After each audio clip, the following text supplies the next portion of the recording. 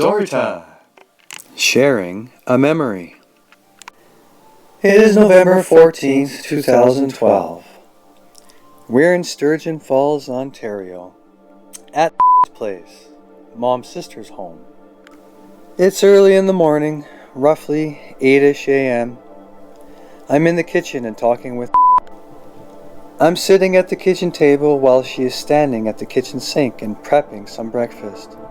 Mom isn't awake and up yet, which was surprising to me at the time because Mom is always an early bird. After some time chatting, maybe closer to an hour, Mom is finally up. She looks exhausted and confused, like as if she was up half the night trying to solve an unsolvable mystery puzzle. I'm still sitting at this point. I'm looking up and left at her and still at the kitchen counter. Mom tells her that she had one of those kinds of dreams again. I was confused as to what she meant by that. Mom was pretty tense. She began to explain her dream and what happened afterwards. She explained she woke up at around 4 or 4:30ish in the morning and she had a sudden urge to write. She didn't know why, but she just knew that she had to write.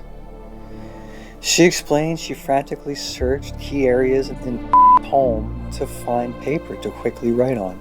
She then tells us that when she was writing, it seemed so natural, almost like the words were just writing themselves, very effortlessly. And asked her what it was that she wrote. I noticed Mom completely closed up on that question, and then she makes up some quick cover-up and says, "Oh, nothing. Just some personal thoughts and questions." Mom now sits at the end of the kitchen table while I sit at one of the middle chairs. It is decided Mom will tell us the part of her dream that resonated with her over some cup of coffee before I jump in the shower, since we were going to get ready to head into town for some shopping.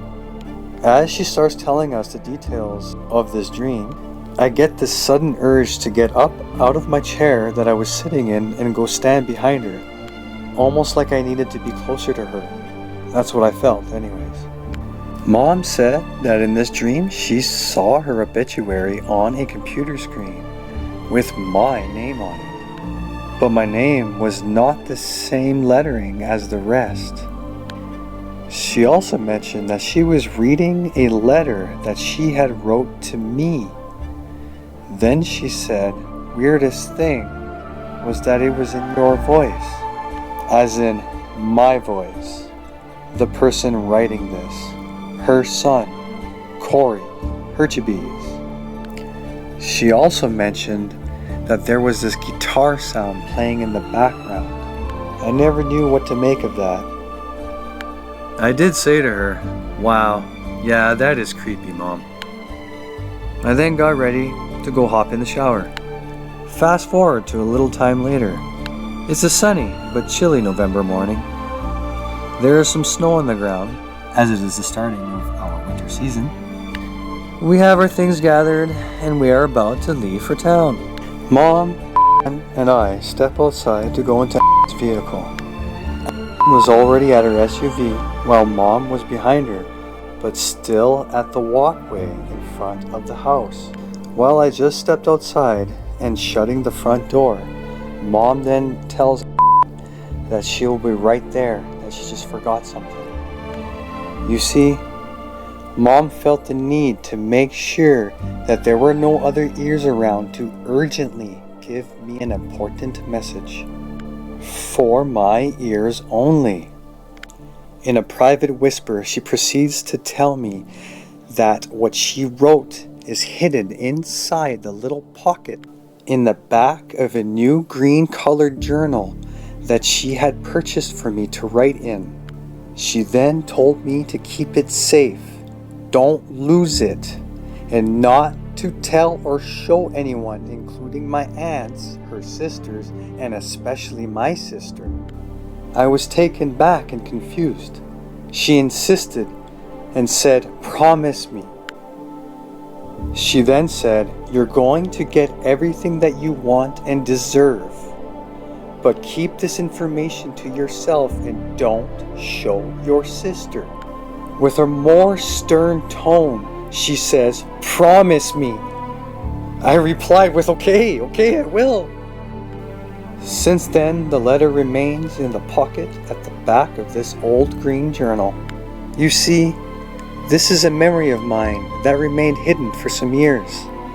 It was locked somewhere deep inside my mind until a series of events took place.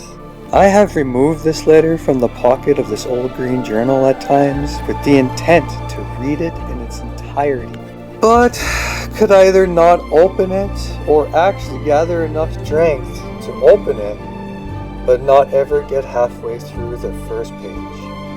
I then would carefully place the beautifully handwritten letter back in the pocket and forget about it.